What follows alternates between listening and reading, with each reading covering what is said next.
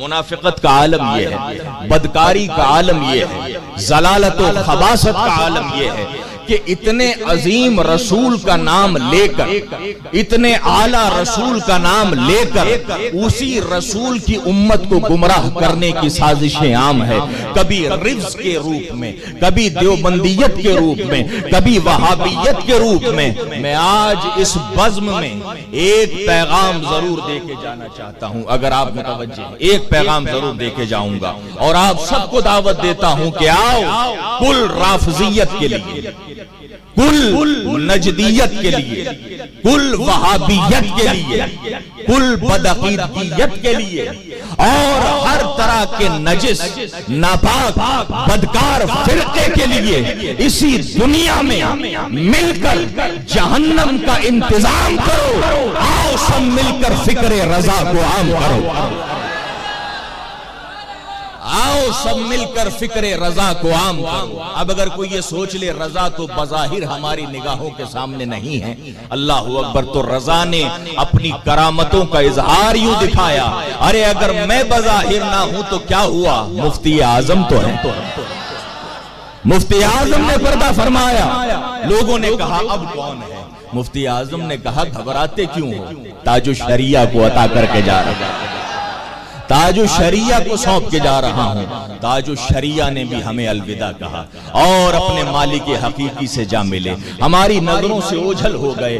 اللہ ان کے درجات میں اور بلندی عطا فرمائے، ان کی نسبتیں، ان کا تعلق، ان کی محبت ہمارے دلوں میں حشر تک قائم و دائم فرمائے۔ اللہ اکبر، اتنی عظیم شخصیت، اتنی اعلیٰ اور افضل شخصیت بڑے زمانوں میں بڑے مقدر سے ملا کرتی ہیں۔ جب تاج الشریعہ نے پردہ فرمایا، اب جتنے بھی 2 نمبر پارٹی والے تھے وہ سب اکٹھا ہو گئے، جمع ہو گئے۔ وہ کہتے ہیں نا چور چور موسیرے بھائی، وہ سب اکٹھا ہو گئے اور کہنے لگے کہ اب علم ختم ہوا، اب علم کا مرکز ختم ہوا، اب علم کا معاملہ ختم ہوا، اب سرپرستی ختم ہوئی، اب قیادت ختم ہوئی۔ تاج الشریعہ نے عالم خیال میں، عالم معرفت میں پوری دنیا کو پیغام دیا۔ اللہ اکبر، پیغام کیا دیا؟ ارے نہ تو شریعت ختم ہوئی ہے، نہ علم ختم ہوا ہے، نہ قیادت ختم ہوئی ہے، لو میں تمہیں قائد ملت دے کے جا رہا ہوں۔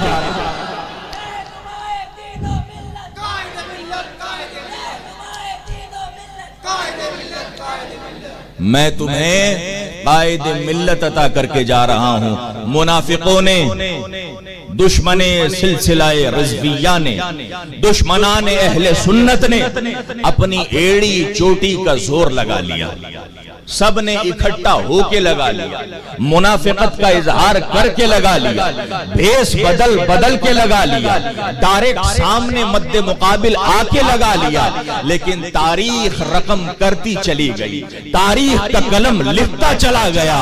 ہر بار منافقوں کے مقدر میں مات آئی ہے، توجہ، ہر بار منافقوں کے، دشمنوں کے مقدر میں مات آئی ہے، اور ہم عاشقوں کے مقدر میں مصطفیٰ کی ذات آئی ہے، ہم عاشقوں کے مقدر میں مصطفیٰ کی نسبت آئی ہے، اور یہ اسی مصطفیٰ کے دربار کا اشارہ ہے۔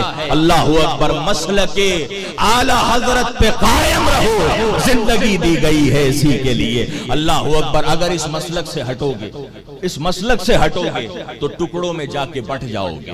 اللہ اکبر، آخرت کو تباہ کر بیٹھو گے، زندگی کو تباہ کر بیٹھو گے۔ عزیزان ملت اسلامیہ، آج اس میلاد مصطفیٰ کے پربہار موقع پر یہ عزم کر کے اٹھو، یہ ارادہ، یہ نیت کر کے اٹھو، چاہے جو ہو جائے، چاہے دنیا کا لالچ ہمیں دکھایا جائے، تاکہ چاہے کوئی اور چیز کا لالچ دکھایا جائے، ہم اپنے عقیدے کو کسی قیمت پہ نہیں چھوڑیں گے، ہم قائد ملت کے دامن کو اور مضبوطی سے تھام لیں گے۔ عزیزان ملت اسلامیہ، کبھی ریل کی پٹڑی پہ یہ دیکھنا جا کر کہ جو ڈبے انجن کے ساتھ کڑی سے کڑی جڑے نہیں ہوتے، وہ ڈبے وہیں کے وہیں کھڑے رہتے ہیں، گندے ہو جاتے ہیں، خراب ہو جاتے ہیں، سڑ جاتے ہیں، گل جاتے ہیں، لیکن ایک قدم بھی آگے نہیں بڑھتے۔ لیکن جو ڈبے انجن سے جڑ جاتے ہیں وہ اپنی منزل تک پہنچ جاتے ہیں۔ اس لیے ہماری پوری جماعت کو ایک قائد کی ضرورت ہے، ایک رہنما کی ضرورت ضرورت ہے اللہ اکبر، اور وہ رہنما، وہ قائد ملت کے سوا دور حاضر میں اور کوئی نہیں ہو سکتا۔